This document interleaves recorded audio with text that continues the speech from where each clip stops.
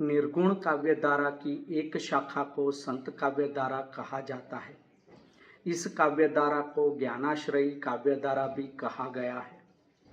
श्री पीताम्बर दत्त बड़थवाल ने संत शब्द की उत्पत्ति शांत शब्द से मानी है और इसका अर्थ निवृत्ति मार्ग या वैरागी मार्ग माना है।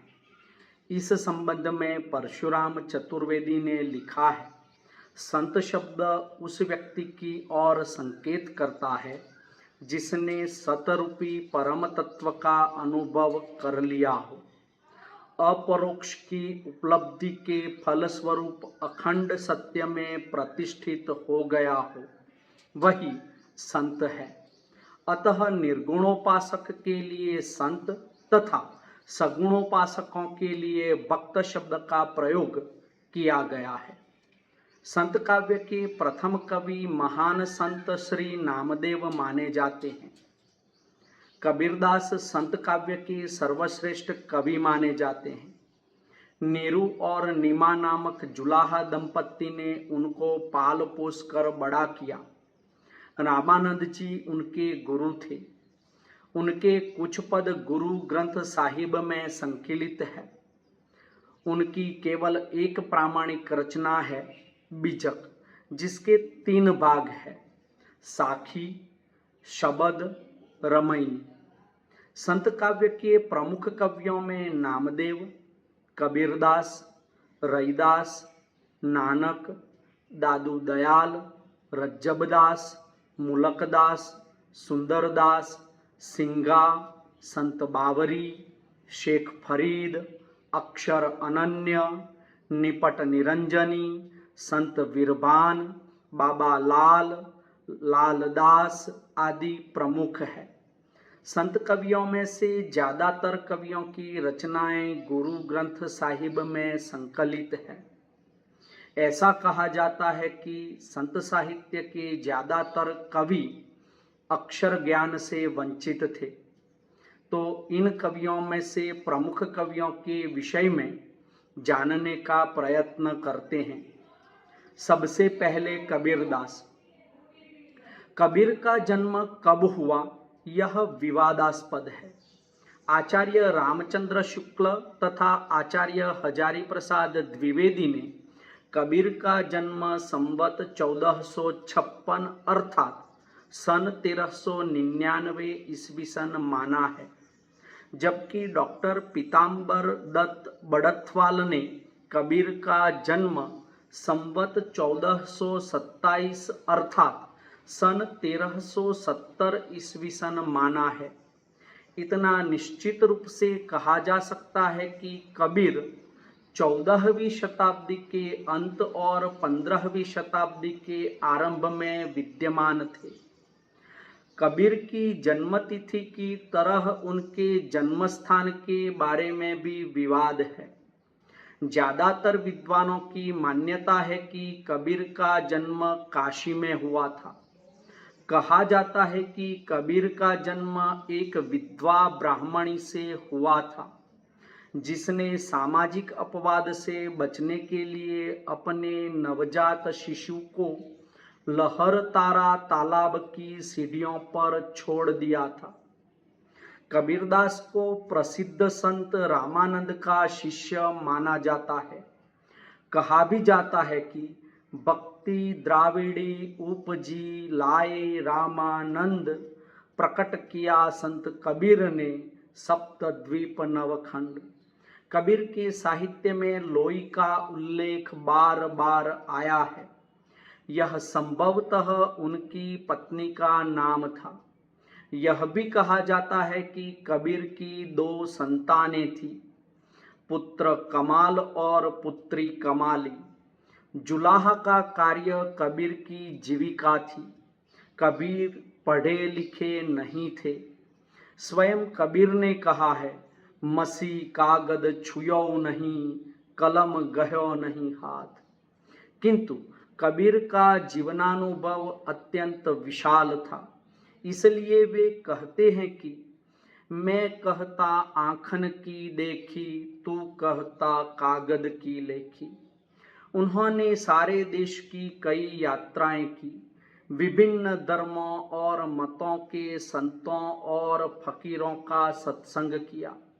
श्रमिक वर्ग का होने के कारण कबीर अपने आसपास के यथार्थ जीवन में गहरी पैठ रखते थे। सामाजिक कुरीतियों से लड़ने के क्रम में उन्हें राजसत्ता के कोप का भाजन भी बनना पड़ा। कबीर जीवन भर हिंदू मुस्लिम एकता के प्रयास करते रहे। इसके लिए उन्होंने दोनों धर्मों के पाखंडों और आडंबरों पर चोट कर धर्म के सच्चे और सामान्य स्वरूप को उद्घाटित करने का प्रयास किया। शब्द की दृष्टि से कबीर शब्द का अर्थ अरबी भाषा का है, जिसका अर्थ होता है महान या श्रेष्ठ। कबीर जाति के जुलाहे थे और काशी में रहते थे और मृत्यु मगहर में हुई थी। कबीरदास दिल्ली सुल्तान सिकंदर लोदी के समकालीन थे। सिकंदर लोदी द्वारा कबीर पर किए गए अत्याचारों का उल्लेख अनंतदास कृत कबीर परिचय में मिलता है। कबीरदास के उत्तराधिकारी कमाल व धर्मदास थे। कबीर का दार्शनिक चिंतन अद्वैतवादी है। कबीर की उलटबासियों पर सिद्धों और नाथों का प्रभाव है। कुछ विद्वानों का मत है कि कबीर भक्त और कवि बाद में थे, समाज सुधारक पहले। वहीं पुरुषोत्तम अग्रवाल का मत है कि कबीर पहले कवि है, भक्त और समाज सुधारक बाद में। आचार्य रामचंद्र शुक्ल के अनुसार कबीर की वचनावली की सबसे प्राचीन प्रति सन 1512 ईस्वी सन की लिखी है। सर्वप्रथम कबीर की वाणियों का प्राचीनतम नमूना गुरु ग्रंथ साहिब में मिलता है। कबीर की वाणियों को संकलित करने का श्रेय बीजक में उनके शिष्य धर्मदास को है। बीजक जिनके 3 भाग है, साखी, सबद, रमैनी।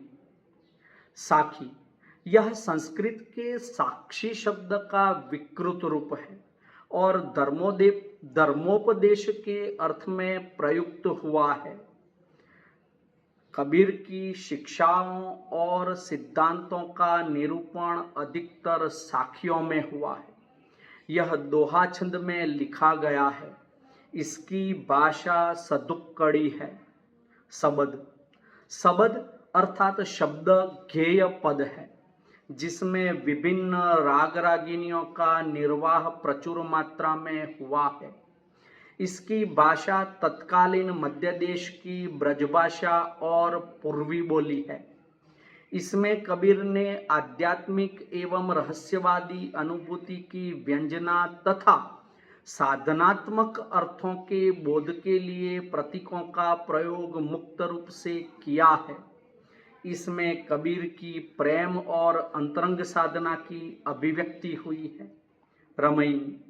रमैनी का अर्थ रामायण होता है। यह दोहा एवं चौपाई छंद में रचित है। इसमें कबीर ने रहस्यवादी और दार्शनिक विचारों को प्रकट किया है। इसकी भाषा ब्रजभाषा और पूर्वी बोली है। कबीर के संबंध में विविध विद्वानों के मतों को भी देखना चाहिए। आचार्य रामचंद्र शुक्ल ने कबीर के विषय में कहा है कि इसमें कोई संदेह नहीं कि कबीर ने ठीक मौके पर जनता के उस बड़े भाग को संभाला जो नाथपंथियों के प्रभाव से प्रेम भाव और भक्ति रस से शून्य शुष्क पड़ता जा रहा था। कबीर ने अपनी फटकार के द्वारा हिंदुओं और मुसलमानों का कट्टरपन दूर करने का प्रयास किया है। कबीर ने भारतीय ब्रह्मवाद के साथ सूफियों के भावात्मक रहस्यवाद, हठ योगियों के साधनात्मक रहस्यवाद, वैष्णवों के अहिंसावाद तथा प्रपत्तिवाद को लेकर अपना पंथ खड़ा किया।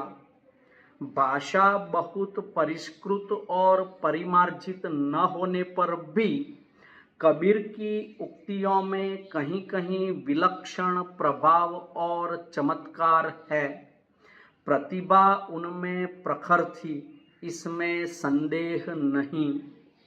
आचार्य हजारी प्रसाद द्विवेदी ने कबीर के विषय में कहा है कि हिंदी साहित्य के 1000 वर्षों के इतिहास में कबीर जैसा व्यक्तित्व लेकर कोई उत्पन्न नहीं हुआ।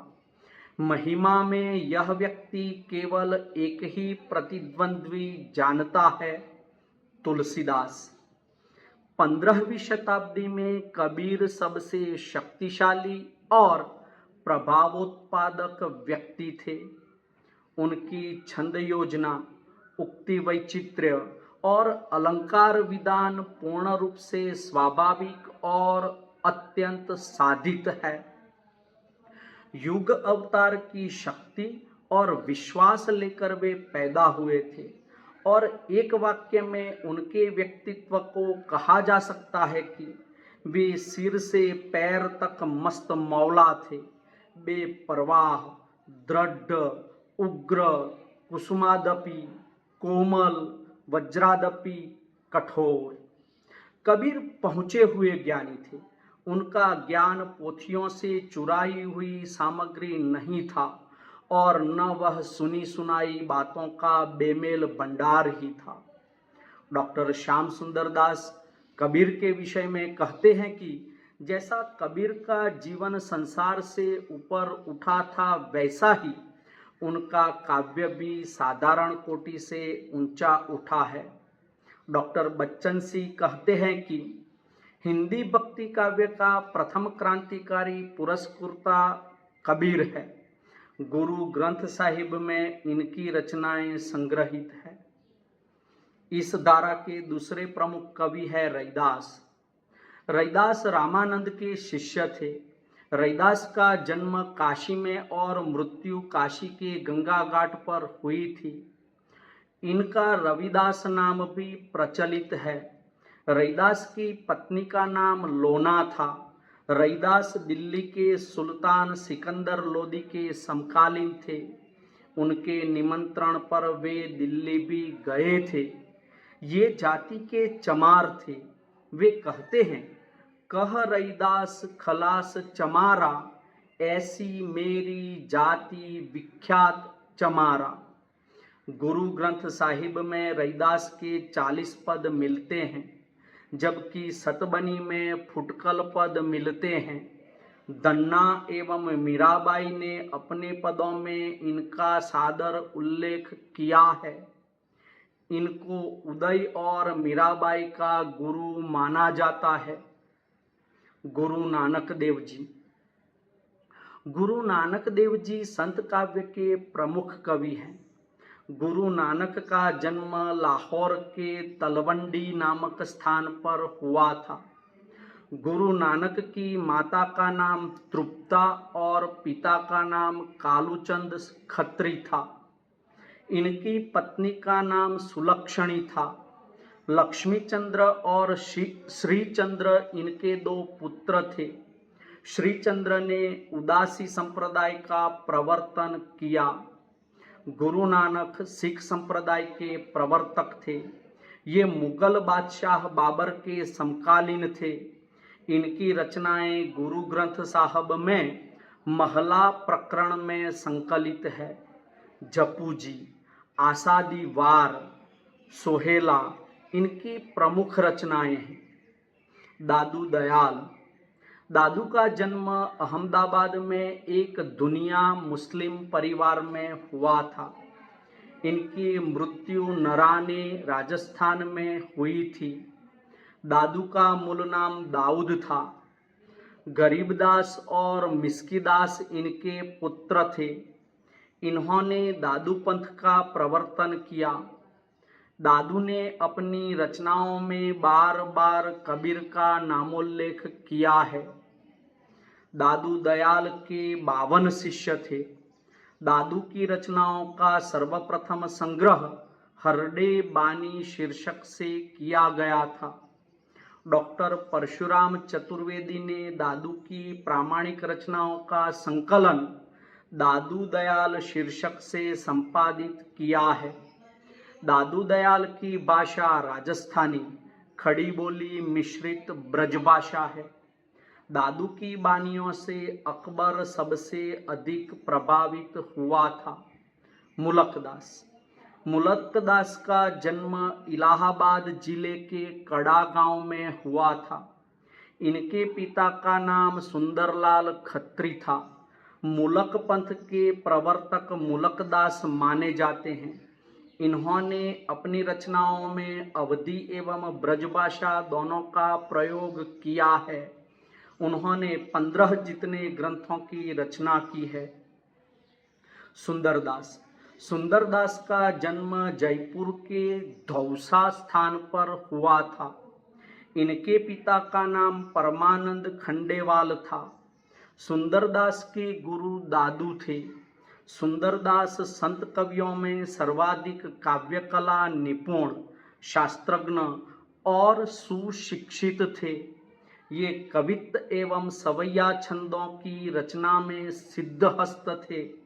इन्होंने काशी में रहकर शास्त्रों का अध्ययन किया था। जम्बदास विष्णुई संप्रदाय के प्रवर्तक माने जाते हैं। इनका जन्म जोधपुर के पिपासर नामक ग्राम में हुआ था। संबरा स्थल पर इनकी समाधि है। इनके प्रमुख शिष्य थे हावजी, पावजी, लोहा पागल, दत्तनाथ, मालदेव। हरिदास निरंजनी संप्रदाय के प्रवर्तक माने जाते हैं। यह संप्रदाय नाथपंथ और संत काव्य के बीच की कड़ी माना जाता है। हरिदास की रचनाएं ब्रजभाषा में मिलती है। हरिदास के प्रमुख शिष्य थे नारायण दास, हरिराम, रूपदास, शीतलदास, लक्ष्मणदास, गंगादास, धर्मदास। ये कबीर के शिष्य थे एवं उनकी गद्दी के उत्तराधिकारी भी हुए। कबीर की रचनाओं को बीजक में संकलित करने का श्रेय उन्हीं को है। इनकी रचनाओं का संग्रह धनी धर्मदास की बानी शीर्षक में संकलित है। संत रज्जब का मूल नाम रज्जब अली खां था। ये दादू के शिष्य थे। इन्होंने दादू की रचनाओं को अंगबधू शीर्षक से संकलित किया। इनकी दूसरी रचना सबंगी है, जिसमें अपनी तथा अन्य प्रसिद्ध निर्गुण संत कवियों की वाणी का संकलन किया है। संत काव्यधारा या ज्ञानाश्रयी काव्यधारा की प्रमुख विशेषताएं या प्रवृत्तियां इस प्रकार है। इसमें निर्गुण निराकार ईश्वर की भक्ति पर बल दिया गया है। सभी संत कवियों ने निर्गुण निराकार ईश्वर की भक्ति पर बल दिया है। यह कवि प्रायः अवतारवाद व बहुदेववाद का विरोध करते हैं। वे निर्गुण ब्रह्म की उपासना पर बल देते हैं। वे दशरथ पुत्र राम को ईश्वर स्वीकार नहीं करते। उनके राम निर्गुण ब्रह्म है। कबीरदास जी कहते हैं कि दशरथ सुत तिहु लोक बखाना, राम नाम का मरम है आना। इस विषय में नानक जी कहते हैं, काहे रे बन खोजन जाई। और कबीरदास जी कहते हैं, गट माही खोजो। गुरु की महिमा पर बल। संत कवि गुरु को ईश्वर से भी ऊंचा स्थान देते हैं। उनका मानना है कि गुरु ही ईश्वर प्राप्ति का रास्ता दिखाता है। गुरु ही हमें सच्चा ज्ञान देता है और हमारे भ्रम को दूर करता है।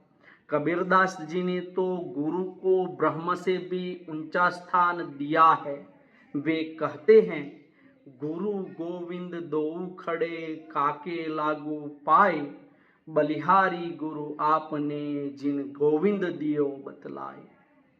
पासा पड़ा प्रेम का सारी किया शरीर, सतगुरु दाव बताइया खेले दास कबीर। इस प्रकार अन्य संत कवियों ने भी गुरु की महिमा का वर्णन किया है। उनके अनुसार गुरु ही सच्चा ज्ञान देता है, दुविधा दूर करता है व मन के विकारों को हटाता है। रूढ़ियों व आडंबरों का विरोध। हिंदू व मुस्लिम धर्म में आडंबरों व पाखंडों की भरमार थी। ऐसे अवसर पर संत कवियों ने जनता का उद्धार करने के लिए किसी भेदभाव के दोनों धर्मों की कमियों को उजागर किया। हिंदुओं की मूर्ति पूजा के विरोध में कबीरदास जी लिखते हैं कि पाहन पूजे हरि मिले तो मैं पूजू पहाड़, ताते तो चाकी बलि पिस खाए संसार। इसी प्रकार मुसलमानों की धर्म रूढ़ि का वर्णन करते हुए कबीरदास जी लिखते हैं कि कांकर पाथर जोरी के मस्जिद लई बनाई, ता मुल्ला चढ़ी बांग दे क्या बहरा हुआ खुदाई। जाति पाति तथा वर्ण व्यवस्था का विरोध। सभी संत कवियों ने सामाजिक समानता पर बल दिया। इन्होंने वर्णगत व जातिगत भेदभाव को अस्वीकार किया है। इसलिए संत कवियों ने जाति पाति, ऊंच नीच व छुआछूत का विरोध किया है। संत कबीरदास जी ने बड़े सरल शब्दों में कहा है कि जाति पाति पूछे नहीं कोई, हरि को बजे सो हरि का होई। कबीरदास जी ने अपने अपने धर्म पर इतराने वाले हिंदुओं एवं मुसलमानों पर प्रहार करते हुए लिखा है कि हिंदू कहे मोहि राम पियारा, तुर्क कहे रहीमाना, आपस में दो लरी मुए, मरम काऊ न जाना। वस्तुतः संत कवियों ने मूल उद्देश्य मानव धर्म की स्थापना करना था। इसके अलावा उनका कोई उद्देश्य नहीं था। रहस्यवाद। रहस्यवाद संत कवियों की प्रमुख विशेषता रही है। संत कवियों ने आत्मा परमात्मा के संबंध को सुंदर शब्दों में अभिव्यक्त किया है। कबीरदास लिखते हैं, लाली मेरे लाल की जित देखूं तित लाल, लाली देखन मैं गई मैं भी हो गई लाल। तो दूसरी जगह पर कहते हैं, नैनन अंतर आवतु त्यों ही लेऊं जपेऊं, ना मैं देखूं और कूं ना तुझे देखन देऊं।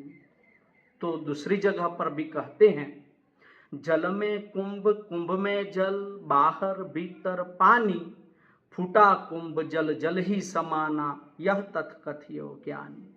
इस प्रकार संत कवियों ने आत्मा को विरहिणी नायिका के रूप में चित्रित किया है, जो परमात्मा से मिलने के लिए तड़प रही है। इनके रहस्यवाद में शंकराचार्य के अद्वैतवाद का प्रभाव स्पष्ट रूप से दिखाई देता है। माया के प्रति सचेतता।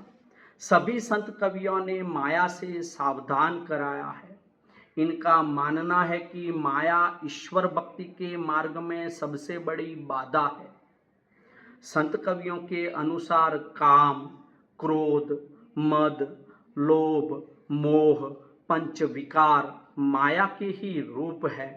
संत कवियों का मानना है कि ज्ञान की प्राप्ति करके मनुष्य इस माया के चुंगल से मुक्त हो सकता है। यथा संतो भाई आई ज्ञान की आंधी, भ्रम की टाटी सबई, उड़ानी माया रही न बांधी। नारी के प्रति दृष्टिकोण। संत कवियों ने कुछ स्थान पर नारी को माया का प्रतीक माना है। उनका मानना है कि व्यभिचारी इंसान ईश्वर भक्ति से विमुख हो जाता है और पतन का शिकार हो जाता है। व्यभिचारिणी स्त्री विषैले सर्प से भी अधिक भयंकर होती है। कबीरदास जी इस विषय में एक स्थान पर कहते हैं कि नारी की जाई परत अंधा होत भुजंग, कबीरा उनकी क्या गति जो नित नारी के संग। परंतु ऐसा कबीरदास जी ने केवल व्यभिचारिणी स्त्री के बारे में कहा है। सती साध्वी और पतिव्रता नारी का उदाहरण उन्होंने मुक्त कंठ से प्रशंसा करते हुए दिया है। वह इस प्रकार है, पतिव्रता मैली बली काली कुलिच कुरूप, पतिव्रता के रूप पई वारों कोटि स्वरूप। संत कवियों ने अपनी आत्मा को भी नारी के रूप में चित्रित किया है, जो परमात्मा रूपी नायक से मिलने को आतुर है। रस व्यंजना। जहाँ संत कवियों ने आध्यात्मिक भावना को अभिव्यक्त किया है, वहाँ श्रृंगार रस का परिपाक हुआ है। इन कवियों ने अपनी आत्मा को विरहिणी नायिका के रूप में चित्रित किया है तथा परमात्मा को नायक के रूप में। अतः इनके काव्य में श्रृंगार रस के संयोग वियोग दोनों पक्ष मिलते हैं। जैसे नैनन की करी कोठरी पुतरी पलंग बिछाई, पलकन की चिकडारी के पिय को लिया रिजाई। जहाँ परमात्मा के विराट रूप का वर्णन है, वहाँ अद्भुत रस मिलता है, परंतु अधिकांशतः उनके काव्य में शांत रस का परिपाक हुआ है। इन कवियों की भाषा। सामान्यतः संत कवियों ने सरल सहज व स्वाभाविक भाषा का प्रयोग किया है। उनका मुख्य उद्देश्य अपने विचारों को सामान्य जनता तक पहुंचाना था। काव्य शास्त्रीय नियमों का न उन्हें ज्ञान था और न ही उनमें विश्वास था। इसलिए उन्होंने ऐसी भाषा का प्रयोग किया जिसे जनसाधारण समझ सके। जहाँ तक कबीर की भाषा का प्रश्न है, उनकी भाषा मिश्रित भाषा जान पड़ती है। आचार्य हजारी प्रसाद द्विवेदी ने कबीर को वाणी का डिक्टेटर कहा है। अन्य संत कवियों की भाषा भी जनभाषा थी, जिनमें हिंदी की विभिन्न बोलियों के अतिरिक्त अरबी फारसी के शब्द मिलते हैं। संत कवियों की भाषा को आलोचकों ने खिचड़ी भाषा, संधा भाषा, सदुक्कड़ी भाषा कहा है, लेकिन फिर भी सभी स्वीकार करते हैं कि उनकी भाषा प्रभावशाली होने के साथ साथ सरस भी थी। रसों के साथ साथ उनके काव्य में विभिन्न छंदों तथा अलंकारों का समावेश भी स्वतः ही हो गया है। उपर्युक्त विवेचन से कहा जा सकता है कि संत काव्य धारा हिंदी साहित्य की अमूल्य निधि है। भाव पक्ष व कला पक्ष के दृष्टिकोण से संत काव्य उत्कृष्ट है। समाज सुधार व धर्म सुधार के दृष्टिकोण से संत कबीर आज भी प्रासंगिक है। संत कवियों में सबसे श्रेष्ठ कबीर ही है। संत काव्य में कबीर का स्थान सर्वोच्च है। इस काव्य धारा की महानतम उपलब्धियां कबीर काव्य में अत्यंत सूक्ष्म और आकर्षक रूप में मिलती है। इसके अतिरिक्त उनका भक्त और सामाजिक व्यक्तित्व इतना विराट है जिसे दूसरे कवि छू नहीं पाते। सत्य तो यह है कि कबीर ने केवल संत काव्य बल्कि हिंदी काव्य की महानतम प्रतिभाओं में से एक है।